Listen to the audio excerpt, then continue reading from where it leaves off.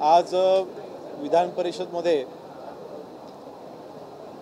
NDPS कायद्याच्या अंतर्गत आपण अंमली पदार्थांची तस्करी करणाऱ्यांवरती किंवा अंमली पदार्थांच्या बाबतीमध्ये आपण जे गुन्हे दाखल करतो ह्या सगळ्या गुन्हेगारांना मकोकाच्या कायद्याच्या अंतर्गत कारवाई करावी ह्या दृष्टीने आपण एक विधेयक आणलं होतं। आणि विशेष म्हणजे माननीय मुख्यमंत्री महोदयांनी देवेंद्र फडणवीस साहेबांनी ह्याच अधिवेशनामध्ये म्हणजे 2 तारखेला ड्रग्सच्या संदर्भात जे कोणी गुन्हेगार असतील त्यांना मकोका लागू करण्याच्या संदर्भातला कायदा आणला जाईल आणि मकोका अंतर्गत त्यांच्यावरती कारवाई केली जाईल असं शब्द दिला होता। आणि आज मागील काही दिवसांपूर्वी मागच्या आठवड्यामध्ये विधानसभेमध्ये हे विधेयक एकमताने मंजूर झालं होतं आणि आज विधान परिषदेमध्ये ड्रग्सच्या तस्करी करणाऱ्यांवरती मकोका लावण्याच्या संदर्भातचं जे विधेयक होतं ते एकमताने मंजूर झालेलं आहे। मी विधानसभा आणि विधान परिषदेमधील सर्व सदस्यांचं मी सरकारच्या वतीने मनापासून अभिनंदन करतो। विधान परिषदेचे माननीय विरोधी पक्षनेते असतील, विधानसभेचे आणि परिषदेमधील विरोधी पक्षामधील जे सदस्य असतील त्यांचं विशेषतः अभिनंदन करतो। कारण सामाजिक म्हणजे समाजाच्या मध्ये आज सर्वात मोठी कुठली समस्या तरुणांच्यामध्ये असेल तर ते ड्रग्ज आहे, अंमली पदार्थ आहेत आणि त्याला रोखण्यासाठी हा कायदा अत्यंत आवश्यक होता, बदल आवश्यक होता आणि म्हणून त्यांचं मी मनापासून आभार मानतो। आणि ड्रग्सच्या बाबतीमध्ये कारवाई अजून कडक करण्याच्या दृष्टीने जी काही भविष्यामध्ये आपण कारवाई करणार आहोत त्याच्यामध्ये मकोका आता लागू झालेला असल्यामुळे जे काही रॅकेट आहेत त्याचा आपल्याला लागेबंद म्हणजे शेवटी जिथून ड्रग तयार होत आहे तिथपासून ते जे व्यक्ती ह्याला कमर्शियल क्वांटिटीमध्ये हाताळते या सगळ्या साखळीला ह्या मकोकाच्या कायद्याच्या आपण अखत्यारीमध्ये आता आणलेला आहे।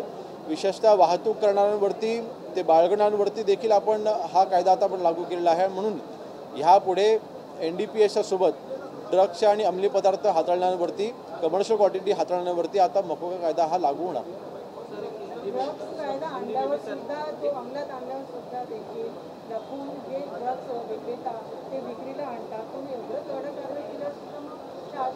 नाही, आता मकोका लागू झाल्याच्या नंतर शेवटी बघा NDPSच्या अंतर्गत आपण कारवाई करतच आहोत।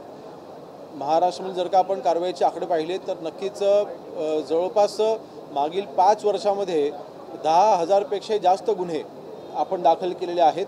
आपण कारवाई अग्रेसर करतोय म्हणूनच ती गुन्ह्यांची संख्या आपल्याला वाढताना दिसते, परंतु ही कारवाई अशीच अग्रेसर चालू राहील। पण त्यासोबत आता मकोका ज्यावेळेला लागू होईल त्यावेळेला नक्कीच त्याच्यामध्ये साखळी पकडण्यामध्ये ही मदत होईल आणि विशेषतः कमर्शियल क्वांटिटी जे हँडल करतायत म्हणजे पेडलर्स जे असतील किंवा त्यांच्या वरचे त्यांचे जे आका आहेत त्यांना पकडण्यासाठीचा हा जो मकोकामध्ये आपण जो बदल केलेला आहे।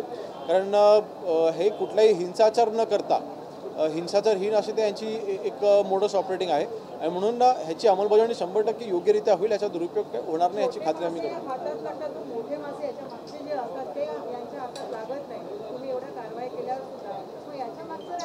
मोठे मासे हातात लागत नाही ह्या मताशी मी सहमत नाही। याचं कारण असं, आत्ताच काही दिवसांपूर्वी ड्रग्सच्या तस्करीमधला दुबईला पळून गेलेला एक गुन्हेगार त्याला आपण दुबईवरनं परत आणलेला आहे, त्याला आपण दुबईवरनं पकडून आणलेला आहे आणि म्हणून आपण कारवाई 100% अग्रेसररित्या करतोय। फक्त दुबईवरनं नाही, मागील माननीय मुख्यमंत्री मोदींनी सभागृहामध्ये दिलेलं उदाहरण आहे, ऑस्ट्रेलियामध्ये एखादं स्वतःचं बेट विकत घेऊन ऑस्ट्रेलियाची नॅशनॅलिटी त्यांनी स्वतःची घेऊन भारतामध्ये आलेल्या व्यक्तीला देखील आपण अटक केलेलं आहे आणि म्हणून मला वाटतं ड्रग्सच्या बाबतीमध्ये आपण अतिशय अग्रेसर कारवाई केलेली आहे। आता मकोका लागू झाल्याच्या नंतर तर अजूनच ह्याच्यामध्ये अग्रेसर रूप आपल्याला पाहायला मिळेल। ज्या पद्धतीने जनसुरक्षा कायदा लागू करण्यात आला, कडवा डाव्या विचारधारेच्या नागरिकांसाठी हा कुठेतरी लागू करण्यात आला असं सांगण्यात आलं, परंतु जर पाहिलं तर हाच कायदा लागू केल्यानंतर कालच जे संभाजी ब्रिगेडचे जे काही कार्यकर्ते आहेत ते अध्यक्ष मानले जातात, गायकवाड यांच्यावरती भ्याड हल्ला झाला, परंतु त्यामध्ये विरोधकांनी असा प्रश्न उपस्थित केला आहे, मग कडव्या उजव्यांचं काय? कसं आहे ह्याचं मी उत्तर ज्या दिवशी विधान परिषदेमध्ये हे विधेयक मांडलं होतं त्या दिवशी मी याचं उत्तर दिलं होतं, पण तरीसुद्धा नक्षलवाद्यांशी संबंधित असलेल्या ज्या संघटना आहेत त्या कडव्या डाव्या विचारसरणीचा आता हा शब्द कुठून आला, मग डावीच का मग उजवायचं काय, हा जो प्रश्न विचारला जातोय नक्षलवाद्यांशी संबंधित नसलेल्या संघटना ज्या कायदा मोडीस आणतील त्यांना BNS हा कायदा लागू आहे. इतकं सरळ आणि सोपं आहे. आपण कायदा जेव्हा लागू करतो त्यावेळेला त्याची उद्देशही बघितले जातात आणि त्या उद्देशामध्ये स्पष्ट म्हटलेलं आहे की जे CPI माओवादच्या ह्या पार्टीशी संबंधित ज्या संघटना असतील त्यांच्यावरती बंदी आणण्याकरिता आपण हा कायदा आणलेला आहे. इतर राज्याने तर आपण तर कडवी डावी विचारसरणीच्या संघटना असा उल्लेख केलेला आहे कायद्यामध्ये. ज्या अन्य 4 राज्यामध्ये अशा संघटनावरती बंदी आणण्याकरता कायदा आणला आहे त्यांनी व्यक्ती आणि संघटना फक्त असाच उल्लेख केलेला आहे.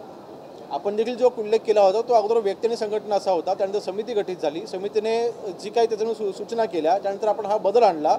अन्य राज्यांनी हा बदल आणलेला नाही. दुसरं, अन्य ज्या राज्यांनी हा कायदा लागू करत असताना कुठलीही समिती गठीत केलेली नाही.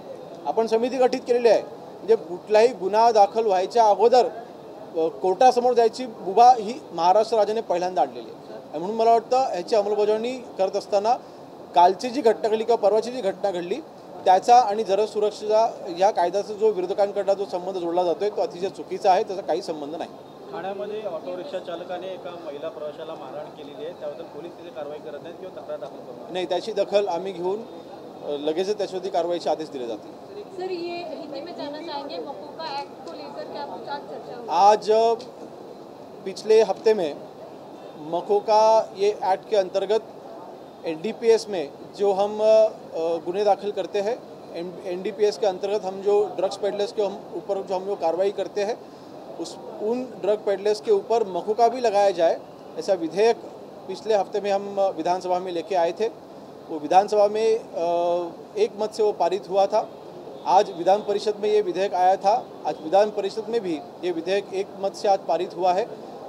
जो जितने भी महाराष्ट्र के विधिमंडल के सदस्य हैं मैं सबका अभिनंदन करता हूं. विशेष रूप से जो विरोधी पक्ष नेते हैं विधान परिषद के जो विरोधी पक्ष के जो भी सदस्य हैं उन्होंने भी ये इस अमेंडमेंट को एक मत से उन्होंने जो सपोर्ट दिया है मैं उनका सबका अभिनंदन करता हूं. ये कायदा आने से ये कायदे में जो हमने जो बदल लेके आए जो चेंजेस लेके आए हैं बेसिकली जो ड्रग पेडलर्स है जो कमर्शियल क्वांटिटी हैंडल करते हैं उनका जो भी रैकेट है उनकी जो भी मतलब उनके जो भी लीडर्स है जो उनको out of state say help करते हैं जो उनको out of country say help करते हैं बेसिकली ये जो चेन ऑफ इवेंट्स है वो पकड़ में आने के लिए जो भी चेन ऑफ इसमें जो भी गुनहगार है वो पकड़ में आने के लिए मकोका लगाना बहुत ज़रूरी था. और मकोका की दहशत है महाराष्ट्र में. मकोका जब भी लगता है तो उसकी बिल्कुल गुनहगारों के अंदर उनकी उस पर दहशत है. और NDPS के साथ जब भी मकोका लगेगा तो बिल्कुल महाराष्ट्र में जो अमली पदार्थ जो महाराष्ट्र में जो ड्रग्स के जो पेडलर्स है उनके ऊपर कार्रवाई करने में आसानी होगी. उनके ऊपर एक प्रेशर बनाने में बिल्कुल आसानी होगी. और जब वो मकोका लगेगा तो बिल्कुल वो ईजी रूप से यहाँ इसे छूटेंगे नहीं. उनके ऊपर कड़क कार्रवाई हो जाएगी. नाइजीरियन लोग इसमें बहुत इन्वॉल्वमेंट नजर आती है, क्या उन्हें भी लगाया गया मकोका? देखिए इसमें 2 एंगल्स हैं. कुछ जो नाइजीरियंस है वो ऐसा प्रयास करते हैं कि उनके ऊपर जानबूझ के कोई गुनाह लग जाए ताकि क्योंकि हमारा डिपोर्ट करने का जो नियम है अगर किसी फॉरेनर के ऊपर कोई गुनाह दाखिल होता है तो जब तक वो केस ख़त्म नहीं होती है कन्विक्शन नहीं होता है तब तक उनको भारत में रखना पड़ता है. उनको हम डिपोर्ट नहीं कर सकते. तो कुछ ऐसे नाइजीरियंस हैं जो जानबूझ के खुद के ऊपर FIR ले लेते हैं या फिर वो गुनाह जानबूझ के करते हैं ताकि उनको वो उस अख्तियार में बैठ के वो भारत से उनको डिपोर्ट नहीं किया जा सके. तो आज ही माननीय मुख्यमंत्री मोदी ने इस बारे में कहा है हाउस में कि सेंटर के साथ में हम टच में है कि ये जो वे आउट उन्होंने जो निकाला है उस बारे में एक स्टडी करके नाइजीरियंस है हो या फिर अन्य जो भी कोई हो जो फॉरेनर्स है वो यहाँ पे बैठ के अगर कोई ऐसी कोई चीज़ इलीगल चीज़ें कर रहे हैं तो उनको पकड़ने के लिए कैसा कायदा बनाया जाए क्या चेंजेस लाया जाए उसका स्टडी हो रहा है. लेकिन बिल्कुल ड्रग्स के मामले में there is zero tolerance. Drugs की जो समस्या है वो सिर्फ महाराष्ट्र में नहीं देश में नहीं पूरे जग भर में है पूरे दुनिया में है. तो मेरे ख्याल से उसको कंट्रोल में लाने के लिए जो आज मकोका कायदा लागू होगा तो बिल्कुल उसमें अच्छा इफेक्ट देखने मिलेगा. मकोका कायदा तो आपने लगा दिया पर ऐसे में जो छोटे आरोपी जो भी है ड्रग्स के पर उनके ऊपर वो डर जाएंगे पर उसके ऊपर में जो आका जो है वो तो नहीं डरते ना. वो तो सरिया नहीं उल्टा मकोका अभी लागू होगा वो बड़े पेडलर्स को ही लागू होगा. क्योंकि उसमें स्मॉल क्वांटिटी और बिग क्वांटिटी मतलब कमर्शियल क्वांटिटी, NDPS में 2 कैटेगरीज होती है, एक स्मॉल क्वांटिटी होती है और एक कमर्शियल क्वांटिटी होती है। तो जो कमर्शियल क्वांटिटी हैंडल करने वाले जो लोग हैं, जो पेडलर्स हैं, जो ड्रग माफिया से, उनके ऊपर ये मकोका लगने वाला है। तो जो बड़े पेडलर्स हैं उनके ऊपर ही अब ये कार्रवाई ज़रूर होगी।